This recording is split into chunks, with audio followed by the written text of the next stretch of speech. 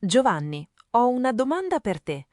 Qual è secondo te il posto in Italia dove senti più lingua vera, più italiano di quello che sui libri non trovi mai? Non il bar, non il mercato. La banca. Sì, hai capito bene. La banca. Ah, la banca. Guarda, non ci avevo mai pensato, ma hai ragione. È un posto dove la gente aspetta, si lamenta, chiacchiera, sbuffa. E quando la gente aspetta e sbuffa, tira fuori le espressioni più belle. Esatto, perché noi italiani, con i soldi, abbiamo un rapporto tutto nostro. Siamo un popolo di risparmiatori. Mettiamo da parte, controlliamo, facciamo e rifacciamo i conti. E tutto questo mondo ha una lingua sua, fatta di moti di dire che non senti in nessun'altra situazione. E dove li senti meglio che in banca? Pensa alla scena. Entri e la prima cosa che incontri è quella macchinetta all'ingresso, quella che sputa fuori il numerino. Ecco la prima parola vera di oggi, gente. In Italia, quando entri in banca, alla posta, in tanti uffici, la prima cosa che fai è questa: prendere il numerino. Il numerino è quel bigliettino con il numero che ti dà il tuo turno. E attenzione a quel diminutivo. Non dici prendo un biglietto, dici prendo il numerino.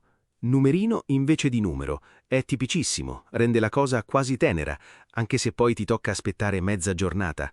Ripetiamola subito, con calma, ad alta voce. Prendere il numerino. E poi la frase intera, quella che pensi mentre sei lì fermo. Ho preso il numerino e mi sono seduto ad aspettare. Prova la tua a casa. Non avere paura di dirla forte. E mentre aspetti, senti l'altra frase magica, quella che vola nell'aria di ogni sala d'attesa italiana. A chi tocca? Qualcuno si alza, guarda il display sopra lo sportello, si guarda intorno e chiede «A chi tocca adesso?» Cioè, di chi è il turno? Bellissima. A chi tocca? È il verbo toccare, ma qui non vuol dire toccare con la mano, vuol dire essere il turno di qualcuno. E la risposta, quella che aspetti tutta la mattina, è tocca a me, finalmente tocca a me. E ti giuro, quando dopo un'ora senti il tuo numero e puoi dire «tocca a me», provi una gioia quasi commovente. Ripetiamole insieme, sono una coppia. A chi tocca? E la risposta «tocca a me». Diciamole piano, ascoltatori. A chi tocca? Tocca a me. E quando finalmente esci, dopo tutti quei passaggi, quel firmare qui e tornare là da uno sportello all'altro, c'è un'esclamazione che riassume tutto. Che trafila! La trafila è tutto quel procedimento lungo e noioso, un passaggio dopo l'altro. Che trafila è pura frustrazione, ma detta con un sorriso rassegnato. Per aprire quel conto ho dovuto fare una trafila incredibile. Oppure, uscendo dalla banca sfinito, che trafila, ragazzi, che trafila! E questo è il nostro viaggio di oggi. Non le parole tecniche della banca, quelle magari le hai già sentite. Oggi ti diamo le vere espressioni sui soldi, quelle che gli italiani usano davvero, quelle della fila, dei soldi che non bastano, di chi spende troppo e di chi non spende mai. Un giro completo nella lingua vera del denaro. Quindi mettiti comodo, prendi il tuo numerino ideale e cominciamo, perché di roba da raccontare oggi ce n'è davvero un mare. Comunque, torniamo alla mia mattinata, perché il bello deve ancora venire. Quando finalmente tocca a me, arrivo allo sportello e la signorina mi mette davanti una pila di fogli così. Firma qui, firma là, la fotocopia del documento, il modulo per questo, il modulo per quello. Ah, ecco un'altra parola d'oro. Tutti quei fogli, tutti quei documenti da compilare e firmare, in italiano si chiamano le scartoffie. È una parola un po' scherzosa, un po' esasperata. Le scartoffie sono le carte burocratiche, quella montagna di fogli che sembra non finire mai. Ed è quasi sempre al plurale e quasi sempre con un tono di lamentela affettuosa. Un mare di scartoffie. Quante scartoffie! Guarda, io lì avevo davanti un mare di scartoffie, ti giuro, una cosa da non credere. Ripetiamola, le scartoffie. E le due frasi tipiche, un mare di scartoffie e quante scartoffie. Sentite come suonano stanche già solo a dirle. Provate, quante scartoffie. E il motivo per cui ero lì, poi, era una cosa che fa arrabbiare chiunque. Immagina, vado al supermercato, riempio il carrello, arrivo alla cassa e... niente, non funziona. Riprovo, niente. E la cassiera mi guarda. Insomma, Mi hanno bloccato la carta. Questa è una frase che ogni persona che vive in Italia prima o poi dovrà dire. Mi hanno bloccato la carta.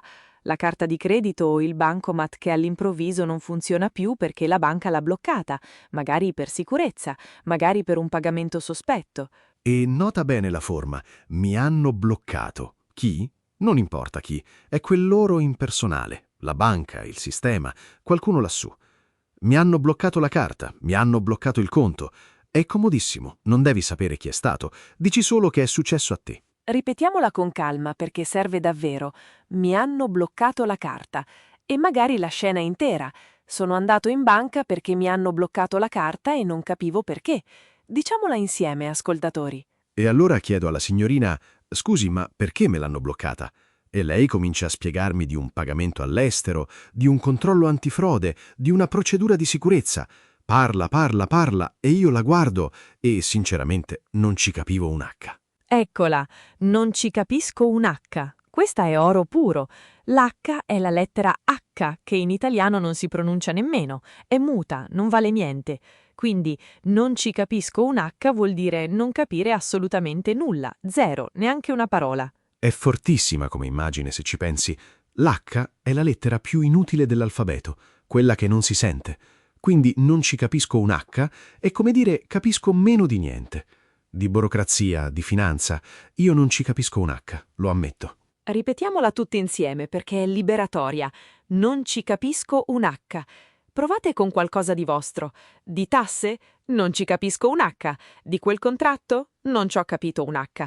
È perfetta ogni volta che ti perdi in qualcosa di complicato. E credimi, in banca succede spesso. Ti spiegano le cose con parole difficili, tu annuisci per educazione, ma dentro pensi solo una cosa: non ci sto capendo un H. Ecco, adesso almeno sai dirlo in italiano vero. E adesso entriamo nel cuore vero della cosa, quello che riguarda un po' tutti noi. I soldi, che, diciamocelo, non bastano mai, perché la banca, in fondo, è solo il posto dove vai. Il vero dramma quotidiano è un altro: riuscire a far quadrare i conti. Ah, far quadrare i conti. Che espressione perfetta. Vuol dire riuscire a far bastare i soldi che entrano per coprire i soldi che escono. Come un puzzle. Le entrate da una parte, le spese dall'altra e tu che cerchi di farle combaciare, di farle quadrare. L'immagine è proprio quella geometrica. Qualcosa che quadra è qualcosa che torna, che sta in piedi. Quindi far quadrare i conti è l'arte, spesso difficile, di far tornare i numeri a fine mese. Con questo stipendio far quadrare i conti è un'impresa. Ripetiamola insieme, con calma. Far quadrare i conti. E la frase intera. Faccio fatica a far quadrare i conti. Provate voi a casa. È una di quelle frasi che purtroppo o per fortuna userete tantissimo. E prima di far quadrare i conti, di solito, c'è un gesto. Ti siedi, prendi carta e penna, o il telefono, e cominci a contare. Quanto entra, quanto esce, quanto rimane. Questo in italiano si dice fare due conti. Sì, fare due conti è bellissimo perché due non è letterale. Non sono esattamente due conti. Vuol dire fare un calcolo rapido, mettersi lì a valutare i numeri. Fammi fare due conti prima di dirti se possiamo permettercelo. E lo usiamo in 1000 situazioni. Prima di comprare qualcosa di grosso, aspetta, facciamo due conti. Prima di partire per un viaggio, ho fatto due conti, ce la possiamo fare. È il momento in cui ti fermi e guardi in faccia la realtà dei tuoi soldi. Attenzione a non confonderla con far quadrare i conti, che sono cugine ma diverse. Fare due conti è l'azione di calcolare, un attimo, adesso. Far quadrare i conti è il risultato, riuscire a far bastare tutto. Prima fai due conti e poi speri che i conti quadrino. Esatto, prima l'una e poi l'altra. Ripetiamo, fare due conti. E la frase, facciamo due conti e vediamo. Diciamola insieme, ascoltatori, senza fretta. E c'è una terza espressione della stessa famiglia, forse la più pesante da vivere: far fronte alle spese. Vuol dire riuscire a coprire le spese, affrontarle, tenere testa a tutto quello che devi pagare. L'affitto, le bollette, la spesa, tutto. Far fronte è un'immagine quasi militare. È come stare di fronte a un nemico e non arretrare. Quindi far fronte alle spese è resistere davanti a tutti quei pagamenti che ti arrivano addosso. Con un solo stipendio è dura far fronte a tutte le spese. Ripetiamola perché è importante. Far fronte alle spese. E la frase completa. Faccio fatica a far fronte a tutte le spese. Sentite quanto è concreta. Non è teoria, è la vita di tutti i mesi. Allora, mettiamole in fila tutte e tre che stanno benissimo insieme. Fai due conti, cerchi di far fronte alle spese e alla fine speri di far quadrare i conti. Ripetetele con noi, una alla volta, e vedrete che vi diventano familiari in un attimo. Adesso però passiamo ai momenti duri sul serio, quando i soldi non solo non bastano, ma proprio scarseggiano. E c'è un'espressione che ogni italiano conosce dalla nascita: stringere la cinghia. Stringere la cinghia. L'immagine è quella della cintura dei pantaloni. Se hai mangiato poco, se sei dimagrito, devi stringere la cinghia di un buco. Quindi, con i soldi, stringere la cinghia vuol dire tagliare le spese, vivere con meno, fare sacrifici. È un'immagine antica e bellissima.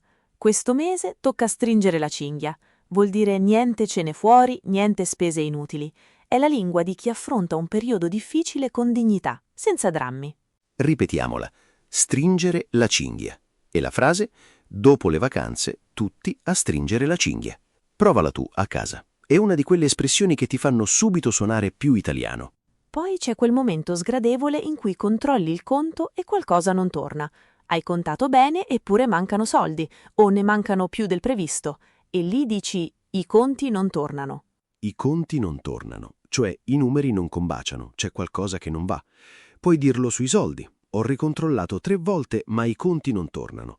E puoi dirlo anche quando una storia ti puzza, quando qualcosa non ti convince. Ripetiamola. I conti non tornano. Attenzione, è diverso da far quadrare i conti. Quadrare è farli bastare. Tornare è che i numeri siano giusti. Se i conti non tornano, forse hai speso più di quanto pensavi, o c'è un addebito che non ricordi. E poi c'è la parola grossa, quella dei guai seri. Quando qualcuno ha perso tutto, non ha più niente, è in rovina, si dice essere sul lastrico. Il lastrico era la pavimentazione della strada, le pietre. Quindi finire sul lastrico è finire per strada, senza più un soldo. È drammatica questa, va usata con rispetto. Dopo il fallimento dell'azienda è finito sul lastrico. Vuol dire che ha perso tutto, che è ridotto in miseria. Non si dice per un mese un po' difficile, si dice per una rovina vera. Facciamo un piccolo scambio, così la senti in una scena. Immagina che ti racconti di un amico. Alessia, mi dai la battuta? Certo. Senti, hai saputo di Marco? Ha investito tutti i risparmi in quell'affare e l'affare è andato male. Poverino, adesso è praticamente sul lastrico. Sul lastrico davvero? Ma no, mi dispiace tantissimo. E come farà a far fronte alle spese con la famiglia da mantenere? Dovrà stringere la cinghia parecchio, temo. Purtroppo sì. Vedi come si incastrano tutte? Sul lastrico, far fronte alle spese, stringere la cinghia. 3 espressioni in 2 frasi, ed è italiano vero, quello che si parla davvero. E chiudiamo con la più tenera di tutte, quella un po' poetica. Il portafoglio piange. Quando hai speso troppo, quando sei rimasto con pochi spiccioli, dici che il portafoglio piange, come se soffrisse, poverino, di essere così vuoto. La adoro. Dopo le feste il mio portafoglio piange. È un modo dolce e ironico per dire che sei rimasto a corto. Ripetiamola con il sorriso. Il portafoglio piange. E ora ripetiamo tutto con noi. Stringere la cinghia, i conti non tornano, essere sul lastrico, il portafoglio piange. Bene, adesso cambiamo personaggio, perché nel mondo dei soldi ci sono 2 grandi categorie di persone e l'italiano ha parole bellissime per tutte e 2. Cominciamo dal primo tipo, quello che spende, spende, spende, lo spendaccione. Ah sì, il mio preferito da prendere in giro. La prima espressione per lui è meravigliosa. Avere le mani bucate, cioè avere dei buchi nelle mani, dei fori, così che i soldi ti scivolano via, ti scappano tra le dita, non riesci a trattenerli. L'immagine è perfetta. Uno con le mani bucate non riesce a tenere niente. Mia sorella ha le mani bucate. Le do 100 euro e la sera sono già spariti. Vuol dire che spende tutto quello che ha, subito, senza pensarci. Ripetiamola. Avere le mani bucate. E la frase: hai proprio le mani bucate tu. Provala tu a casa, magari pensando a quell'amico che non riesce a risparmiare 1 euro. Con affetto, eh? Poi c'è spendere e spandere. Sentite che bel suono quella rima, spendere e spandere. Vuol dire spendere tanto e in giro, senza controllo, buttare soldi qua e là. Spande come si spande l'acqua, dappertutto. È l'espressione dello sperpero allegro, di chi vive alla grande senza guardare il conto. Appena preso lo stipendio, è uscito a spendere e spandere. Ripetiamola che è un piacere dirla. Spendere e spandere. Sentite la musica, spendere e spandere. E poi la più forte di tutte, la più esagerata, buttare i soldi dalla finestra. Immagina uno che apre la finestra e lancia le banconote in strada. Ecco, quello sta buttando i soldi dalla finestra. Li sta sprecando in modo assurdo, per cose che non valgono niente. Comprare quella roba a quel prezzo è buttare i soldi dalla finestra. Vuol dire spendere per qualcosa di inutile, uno spreco vero e proprio. È diversa dalle mani bucate. Le mani bucate sono un difetto della persona. Buttare i soldi dalla finestra è il giudizio su una spesa sbagliata. E qui ci sta una piccola nota culturale. Noi italiani, come popolo, siamo storicamente più formiche che cicale, più risparmiatori che spendaccioni. Per generazioni si è messo da parte, si è comprato casa, si è pensato al domani. Quindi buttare i soldi dalla finestra da noi è quasi un peccato. Verissimo, e proprio per questo, quando qualcuno spende e spande, scatta subito la frase di rimprovero della nonna, della mamma, dell'amico saggio. Facciamola sentire questa scena. Giovanni, tu sei quello con le mani bucate. Va bene. Guarda che scarpe mi sono comprato, e anche questa giacca e questo orologio. Un affare, giuro. Ma sei matto, hai speso tutto lo stipendio in un pomeriggio.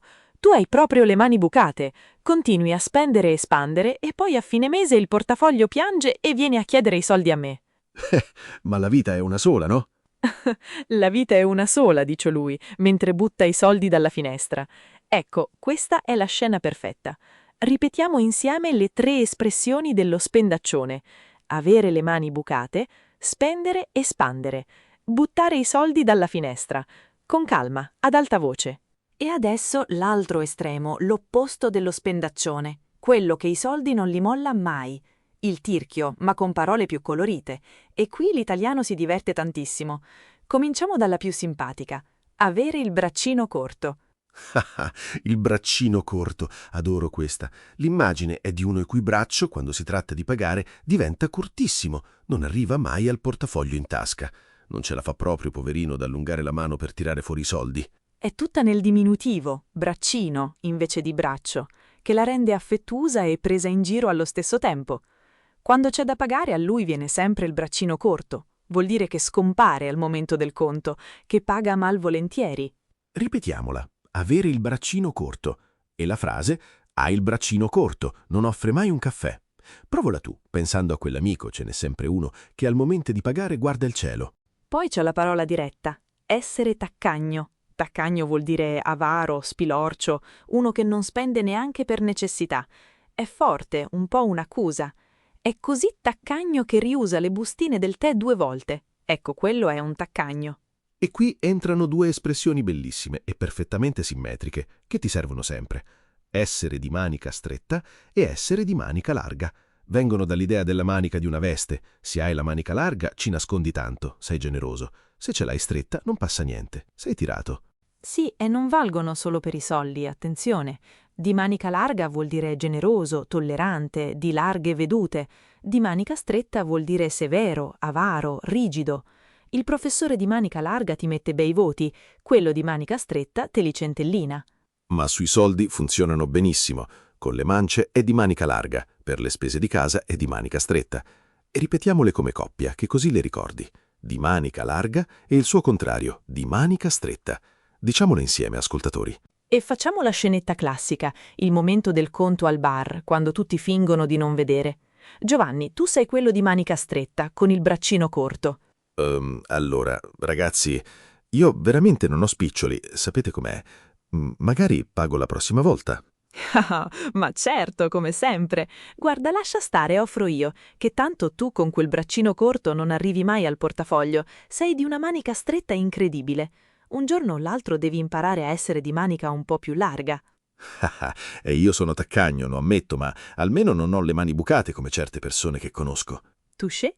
Ed è proprio questo il bello. Lo spendaccione e il taccagno si prendono in giro a vicenda e tu adesso hai le parole per entrambi. Ripetiamo tutto. Avere il braccino corto, essere taccagno, essere di manica stretta, essere di manica larga. E adesso ti racconto una favola, ma di quelle che c'entrano tantissimo con i soldi. Perché in Italia, quando si parla di risparmio, si tira sempre fuori una vecchia storia di Esopo, la formica e la cicala. La conosci, no? Certo, la formica per tutta l'estate lavora, raccoglie, mette da parte il cibo per l'inverno. La cicala invece canta, si diverte, non pensa al domani. Poi arriva l'inverno e la formica ha le sue scorte al caldo, mentre la cicala è rimasta senza niente. Esatto. E da questa favola nascono due espressioni che gli italiani usano davvero per parlare di come uno gestisce i soldi. Fare la formica vuol dire risparmiare, mettere da parte, pensare al futuro. Fare la cicala vuol dire spendere tutto e godersi il momento senza pensare a domani. Che belle! Lui fa la formica, mette da parte ogni mese. Oppure smettila di fare la cicala, pensa al futuro. Ripetiamole insieme, sono un'altra coppia perfetta. Fare la formica e fare la cicala. Diciamole piano, ascoltatori. E questa mentalità della formica è profondissima in Italia. Le generazioni dei nostri nonni hanno vissuto tempi duri, la guerra, la fame, e hanno imparato a mettere da parte ogni cosa. Da lì viene tutta una cultura del risparmio che nelle famiglie italiane si sente ancora oggi. E infatti c'è una parola dolcissima per questi risparmi, il gruzzoletto. Il gruzzolo è un piccolo mucchietto di soldi messi da parte e gruzzoletto, con il diminutivo, è ancora più tenero. È il tesoretto, i risparmi accumulati poco alla volta. Mettere via un gruzzoletto è proprio l'attività della formica. Ogni mese un pezzetto e piano piano si forma un bel gruzzoletto. In 10 anni si è messo via un bel gruzzoletto. Ripetiamola. Mettere via un gruzzoletto.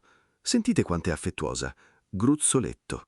E poi c'è l'immagine più antica e più italiana di tutte, quella dei nonni che non si fidavano delle banche. Mettere i soldi sotto il materasso, cioè nasconderli in casa, sotto il letto, invece di depositarli in banca. Quante storie di nonne con i soldi cuciti dentro il materasso o nascosti dentro un barattolo di zucchero. Mettere i soldi sotto il materasso oggi si dice, un po' scherzando, di chi non si fida di banche e investimenti e preferisce tenere tutto in contanti, vicino a sé. Ed è un modo di dire ancora vivissimo, perché quella diffidenza esiste ancora. Io i miei risparmi preferisco tenerli sotto il materasso. Vuol dire non mi fido, li voglio dove li vedo. Ripetiamola, mettere i soldi sotto il materasso. E c'è una piccola morale in tutto questo, se ci pensi. La saggezza popolare italiana dice sì, formica, ma non troppo. Metti via il tuo gruzzoletto, sì, ma non diventare taccagno, non farti venire il braccino corto. Un po' formica e un po' cicala. L'equilibrio giusto. Ben detto. Per con la formica che non si gode mai niente rischia di diventare quello di manica stretta e la cicala che spende e spande finisce sul lastrico. La verità sta nel mezzo. Ripetiamo tutto quello di oggi. Fare la formica, fare la cicala, mettere via un gruzzoletto, mettere i soldi sotto il materasso. Bene, adesso invece parliamo del lato bello. Avere i soldi, perché finora abbiamo parlato tanto di chi ne ha pochi, ma l'italiano ha delle espressioni gustosissime anche per chi invece ne ha parecchi. E la prima è questa: avere un bel po' di quattrini. Ah, i quattrini, che parola antica e bella. I quattrini erano vere monete di una volta e oggi la parola è rimasta come modo colloquiale, un po' familiare, per dire soldi. Non è volgare, è proprio simpatica. Quella famiglia ha un bel po' di quattrini. Un bel po' di quattrini vuol dire una bella somma, parecchi soldi. Nota il bel po'. Non è una cifra precisa, è una quantità notevole. Per comprare quella casa ci vogliono un bel po' di quattrini. Ripetiamola. Avere un bel po' di quattrini. Sentite quanto suona genuina. Quattrini. E c'è un piccolo mondo di sinonimi colloquiali per soldi se ti va di collezionarli. I quattrini, che abbiamo detto, ma anche la grana, il grano, i soldoni. Sono tutti informali da usare tra amici, non in una lettera ufficiale, ma li senti in continuazione nel parlato vero. Verissimo. Però occhio al registro. Questi li dici con gli amici, al bar, in famiglia. Con il direttore della banca dici denaro o soldi. Ma tra amici, quanti quattrini ti costa? Suona benissimo. Ripetetela pure a casa. E poi c'è un verbo bellissimo per il momento in cui i soldi devi tirarli fuori, pagarli, magari controvoglia, sganciare. Sì, come sganciare qualcosa, lasciarlo andare. Sganciare i soldi vuol dire pagare, cacciare fuori il denaro, spesso quando ti pesa un po'. Sganciare è perfetto perché rende l'idea della fatica di separarsi dai soldi, come se fossero attaccati e tu li dovessi staccare a forza. Alla fine ha dovuto sganciare 200 euro, oppure semplicemente dai, sgancia, cioè su, paga. Ripetiamola, sganciare i soldi. E la versione corta, quella che senti tra amici, dai, sgancia, provala tu. È informale, divertente e la userai un sacco quando si tratta di dividere una spesa. E facciamo proprio quella scena, dividere una spesa grossa tra amici, il momento in cui bisogna decidere chi sgancia. Giovanni, siamo un gruppo che deve pagare un regalo importante. Allora, ragazzi, il regalo per Luca viene 300 euro in tutto. Siamo in 6, quindi facciamo 2 conti, 50 a testa. Chi sgancia? Io sgancio subito la mia parte, tieni. Però, Marco, mi raccomando, stavolta niente braccino corto, eh? Sappiamo tutti che hai un bel po' di quattrini, puoi permettertelo benissimo. Marco è di manica stretta, glielo dovremo ricordare 3 volte prima che sganci. Ma vedi come funziona? Facciamo 2 conti, decidiamo chi sgancia e chi ha i quattrini che non faccia la formica proprio adesso. Perfetto, tutto italiano vero. Ripetiamo le espressioni di oggi con calma. Avere un bel po' di quattrini e il verbo per pagare. Sganciare i soldi. Ad alta voce, ascoltatori, senza vergogna. E adesso arriviamo a un gruppo di espressioni che ti serviranno tantissimo, perché riguardano una cosa che nella vita capita sempre: le spese enormi e le fregature. Cominciamo con quella spesa che ti fa venire le lacrime agli occhi: un salasso. Ah, il salasso, che parola forte. Il salasso in origine era quella pratica medica antica di togliere il sangue al malato con le sanguisughe. Quindi, con i soldi, un salasso è una spesa che ti dissangua, che ti toglie una quantità enorme di denaro tutta in una volta. Ed è vivissima. Il dentista? Un salasso. La bolletta della luce d'inverno? Un salasso. Rifare il tetto di casa? Un salasso vero. E l'esclamazione perfetta quando ti arriva il conto e sbianchi è «Che salasso!». E ripetiamola, un salasso. E l'esclamazione, con tutta la disperazione del caso, «Che salasso!». Provala tu, pensando all'ultima grande spesa che hai fatto. La macchina dal meccanico? Che salasso! Poi c'è la cugina cattiva del salasso, quella dove non solo spendi tanto, ma vieni pure imbrugliato. Una fregatura. Una fregatura è un affare truffaldino, una cosa dove hai pagato e ci hai rimesso, dove ti hanno preso in giro sul prezzo o sulla qualità. Attenzione alla differenza perché è importante. Il salasso è una spesa enorme ma giusta, dovuta. Paghi tanto ma per una cosa vera. La fregatura invece è quando ti fregano, quando l'affare era marcio. Quell'auto usata era una fregatura, si è rotta dopo un mese. E l'esclamazione, quando capisci di esserci cascato, è «Che fregatura!», piena di rabbia. Ho pagato il doppio del giusto, che fregatura. Ripetiamola, una fregatura e che fregatura. Diciamole insieme, ascoltatori, con tutta l'indignazione. E da qui nasce il verbo perfetto per il risultato, rimetterci. Vuol dire perderci dei soldi, uscirne in perdita. Ci ho rimesso un sacco di soldi in quell'affare. Il contrario di guadagnarci. Se ci guadagni sei contento, se ci rimetti hai perso. Rimetterci è comodissimo perché lo attacchi a tutto. Ci ho rimesso 200 euro. In quella vendita ci ho rimesso. E c'è anche l'espressione forte rimetterci le penne, cioè uscirne davvero malconcio. Ma per oggi teniamo il verbo base, rimetterci. Ripetiamola, rimetterci, e la frase, in quell'affare ci ho rimesso parecchio. Provala tu, vedrai che purtroppo prima o poi capita a tutti di doverla usare. Facciamo un piccolo scambio per sentirle tutte insieme. Alessia, raccontami di una tua spesa recente. Guarda, ho dovuto cambiare la caldaia. Un salasso, ti dico, un salasso vero. Però almeno era una cosa seria, ne avevo bisogno. Il mese scorso invece avevo comprato un elettrodomestico online scontatissimo ed era una fregatura totale. Roba scadente, ci ho rimesso tutti i soldi. Ecco, la differenza è tutta lì. La caldaia è un salasso, ma è onesto. L'affare online era una fregatura e ci hai rimesso. Ripetiamo insieme, con calma. Un salasso, che salasso, una fregatura, che fregatura e il verbo rimetterci. Adesso torniamo un attimo dentro la banca, perché nel frattempo il nostro Giovanni, tra una scartoffia e l'altra, aveva anche un altro motivo per essere lì. Vero, Giovanni? Non solo la carta bloccata. Verissimo. Già che c'ero, ho pensato, perché non chiedere come mettere via qualcosa per il futuro? Perché io, lo confesso, sono più cicala che formica e vorrei imparare a fare la formica, almeno un pochino, a mettere via un piccolo gruzzoletto ogni mese. E vedi come tutto quello che abbiamo imparato torna adesso dentro una situazione vera? Rimettiamolo in scena. Il consulente della banca ti fa qualche domanda e tu rispondi usando le nostre espressioni. Io faccio il consulente. Allora, mi dica, che obiettivo ha?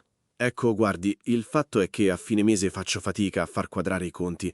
Non è che sia sul lastrico, per carità, ma tra affitto e spese varie il portafoglio piange sempre. Vorrei riuscire a mettere via un gruzzoletto senza dover stringere troppo la cinghia. Capisco benissimo. Allora facciamo così.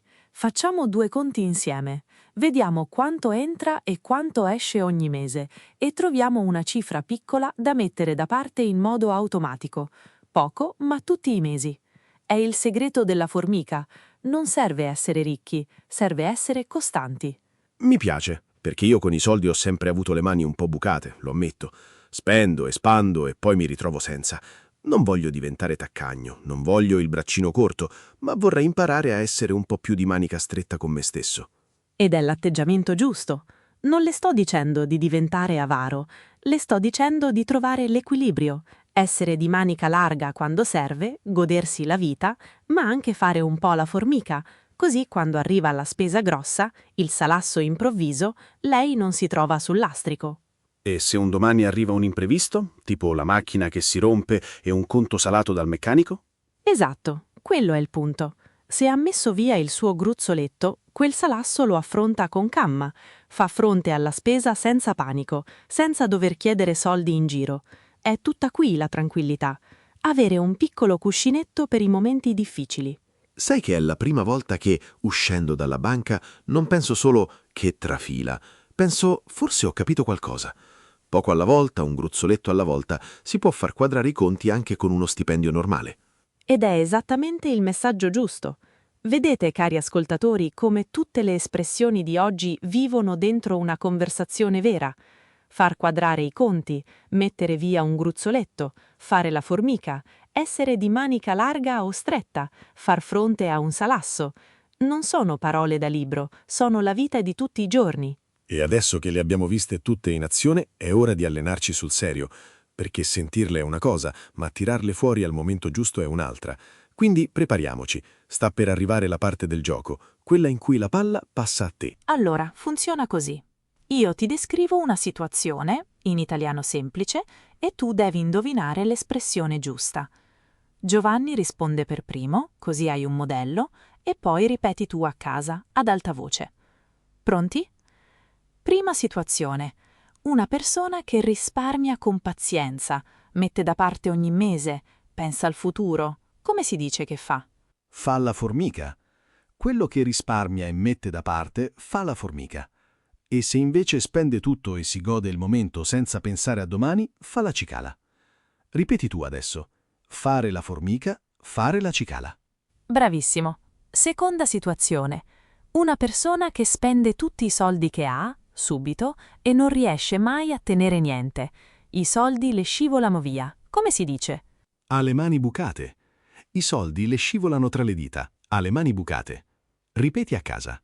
Avere le mani bucate, avere le mani bucate. Perfetto. Terza. Al momento di pagare il conto, quella persona sparisce. Non offre mai, non tira mai fuori il portafoglio. Come la descrivi? Ha il braccino corto. Non arriva mai al portafoglio, ha il braccino corto. E se proprio è avaro fino all'osso, è taccagno. Ripeti, avere il braccino corto, essere taccagno. Ottimo. Quarta situazione, più drammatica. Una persona ha perso tutto, il lavoro, i risparmi, è in rovina totale. Dove è finita? È finita sul lastrico. Ha perso tutto, è sul lastrico. Ripeti con rispetto. Essere sul lastrico. Quinta, ti arriva il conto del dentista ed è altissimo, una cifra enorme che ti svuota il portafoglio. Come lo chiami? Un salasso. Che salasso! Ti dissangua come le sanguisughe di una volta. Ripeti, un salasso, che salasso. E sesta, hai comprato una cosa, hai pagato tanto, ma era roba scadente, ti hanno imbrogliato e ci hai pure perso dei soldi. 2 espressioni, dai. Una fregatura. Che fregatura! Ti hanno fregato. È il verbo per aver perso i soldi, ci ho rimesso. Ripeti tutte e due. Una fregatura e rimetterci. Che bravi! Vedete come cominciano a venire fuori da sole? Facciamo un ultimo giro veloce sulla prima parte dell'episodio, quella della banca. Situazione. Entri in banca e prendi quel bigliettino con il numero del tuo turno. Come si chiama? Il numerino. Prendo il numerino. E quando aspetti e ti chiedi di chi è il turno, dici a chi tocca? E quando finalmente è il tuo, tocca a me. Ripeti, prendere il numerino, a chi tocca, tocca a me. Ultima di questo giro. Ti trovi davanti una montagna di documenti burocratici da firmare e non ci capisci niente di quello che ti spiegano. 2 espressioni. Un mare di scartoffie. Quante scartoffie? E quando non capisci nulla, non ci capisco un H. Ripeti a casa, le scartoffie e non capire un H. Bravissimo, stai andando alla grande. Adesso però facciamo la cosa più utile di tutte. Mettiamo un mucchio di queste espressioni dentro un'unica scena vera, di seguito, come le sentiresti davvero al bar. 2 amici, seduti a un tavolino vicino alla banca, che parlano di soldi. Ascolta bene, poi la smontiamo pezzo per pezzo. Io sono uno dei 2, Alessia è l'altra. Allora, com'è andata in banca? Hai risolto? Insomma, che trafila, Alessia. Ho preso il numerino, ho aspettato un'ora e poi un mare di scartoffie da firmare. Comunque sì, la carta l'hanno sbloccata. Però senti, ti devo chiedere una cosa. Sabato vieni anche tu al ristorante per il compleanno di Sara? Non lo so, guarda. Questo mese devo stringere la cinghia. Ho fatto 2 conti ieri sera e i conti non tornano proprio. Tra l'affitto e la caldaia nuova, che è stata un salasso, il portafoglio piange. Ti capisco. Però dai, viene anche Marco, e sai com'è lui. Un bel po' di quattrini in banca, ma poi al momento di pagare gli viene sempre il braccino corto. Verissimo, è di una manica stretta. Mentre tu invece sei il contrario, hai le mani bucate, spendi e spandi e poi a fine mese vieni a piangere da me. Touché. Diciamo che io faccio la cicala e tu fai la formica. Facciamo così. Veniamo tutti, dividiamo il conto, ognuno sgancia la sua parte e a Marco glielo ricordiamo 3 volte così non fa il taccagno. Che ne dici? Affare fatto. Ecco, ascoltatori, riascoltate questa scenetta se volete, ma intanto smontiamola. Avete sentito quante espressioni di oggi ci sono entrate? Tutte naturali, senza forzare? Contiamole. Giovanni, comincia tu. Allora, che trafila? Prendere il numerino. Un mare di scartoffie. Solo nelle prime 2 battute, 3 espressioni della banca. Poi le mie. Stringere la cinghia, fare 2 conti, i conti non tornano, un salasso, il portafoglio piange. 5, tutte sui soldi che scarseggiano. Tutte in 2 frasi soltanto. E poi il ritratto delle persone. Marco che ha un bel po' di quattrini ma il braccino corto ed è di manica stretta, quasi taccagno. E io che ho le mani bucate, spendo e spando, faccio la cicala, mentre tu fai la formica. E la chiusura pratica. Dividere il conto, ognuno sgancia la sua parte. Avete contato? Quasi tutte le espressioni dell'episodio, dentro una chiacchierata di 30 secondi. Questo è il punto. Non sono parole isolate, vivono insieme, si chiamano a vicenda. E la cosa bella è che una volta che le hai in testa, ti vengono fuori così, in fila, senza pensarci, perché è proprio così che parlano gli italiani veri, non una espressione ogni tanto, ma tante, mescolate, in un flusso naturale. Quindi il consiglio: riascoltate questa scenetta, provate a rifarla voi, magari cambiando i nomi, raccontando i vostri di soldi. È l'esercizio migliore. Prendete 3 o 4 di queste espressioni e costruiteci sopra una piccola conversazione vostra. Vedrete che magia. E allora, prima di salutarci, facciamo un bel riepilogo, tutto insieme, per gruppi, così ti resta ordinato nella testa. Perché oggi abbiamo attraversato davvero tutto il mondo dei soldi in italiano vero e sarebbe un peccato lasciarlo scivolare via. Cominciamo dalla banca, dalla situazione, da dove eravamo partiti stamattina. La fila e il turno. Prendere il numerino, a chi tocca, tocca a me. La fatica burocratica, che trafila, un mare di scartoffie, quante scartoffie. E i 2 guai classici. Mi hanno bloccato la carta e non ci capisco un H. Poi tutto il gruppo dei soldi che non bastano, la parte più vera per tanti di noi. L'arte di sopravvivere, far quadrare i conti, fare 2 conti, far fronte alle spese. E quando le cose si fanno dure, stringere la cinghia, i conti non tornano, essere sul lastrico, il portafoglio piange. Poi i 2 grandi personaggi. Lo spendaccione, avere le mani bucate, spendere e spandere, buttare i soldi dalla finestra. E il suo opposto, il tirato, avere il braccino corto, essere taccagno, essere di manica stretta contro essere di manica larga. E la favola che li riassume tutti e 2, fare la formica e fare la cicala, con le immagini del risparmio all'italiana, mettere via un gruzzoletto e la vecchia diffidenza di mettere i soldi sotto il materasso. Poi il lato bello, avere i soldi e tirarli fuori, avere un bel po' di quattrini e il verbo per pagare, sganciare, e infine le spese grosse e le fregature. Un salasso, che salasso, una fregatura, che fregatura, e il verbo rimetterci, quando in un affare ci perdi. Quante ne abbiamo imparate oggi? E la cosa più importante è questa: non ti servono tutte insieme, subito, alla perfezione, ne basta una alla volta. La prossima volta che qualcuno spende troppo, prova a dire «hai le mani bucate». La prossima volta che una spesa ti fa male, prova con «che salasso». Esatto, buttati, perché queste sono le parole che ti fanno passare da studente di italiano a persona che l'italiano lo vive. Quando un italiano ti sente dire «che trafila» uscendo dalla banca o «il portafoglio piange» davanti a un caffè, ti guarda con un sorriso, perché parli come lui, con le sue stesse parole di tutti i giorni. E ricordati la piccola morale di oggi: un po' formica e un po' cicala. Metti via il tuo gruzzoletto, sì, ma goditi anche la vita. Non diventare taccagno, non farti venire il braccino corto, ma nemmeno buttare i soldi dalla finestra.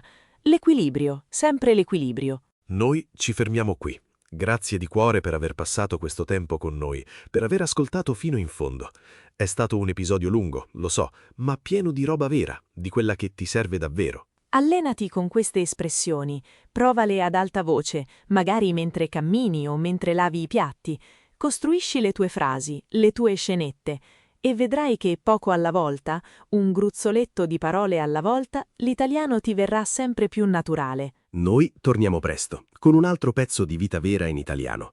Continua a imparare così, con curiosità, con calma, senza fretta. A presto e mi raccomando, non buttate i soldi dalla finestra.